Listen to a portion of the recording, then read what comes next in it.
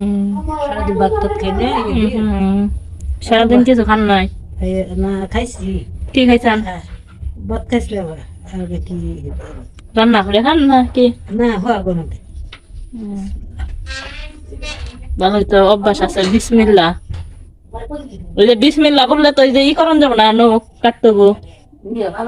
না মুখ কাটবো না হওয়া কে বলছে?